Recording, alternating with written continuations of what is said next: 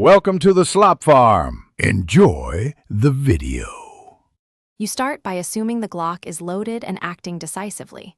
Point the muzzle in a safe direction and keep your finger off the trigger. Once positioned, remove your hand from the grip momentarily so you can work safely.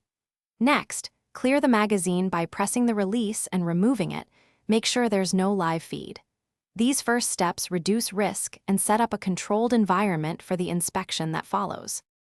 Once done with magazine removal, lock or carefully retract the slide to open the action and look into the chamber.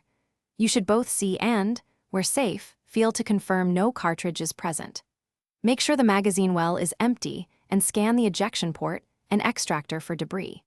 While the action is open, cycle the slide slowly to verify smooth movement and check that external controls like the slide catch and trigger safety move freely. This confirms basic mechanical function.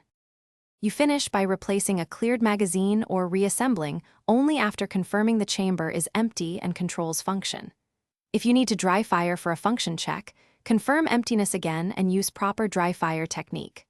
Once satisfied, store the Glock unloaded in a locked safe or secure container and use an additional lock for redundancy. If you notice binding, broken parts, rust, or unexplained jams, stop work immediately and contact a certified gunsmith for inspection. Thanks for watching. Consider subscribing if we helped you today.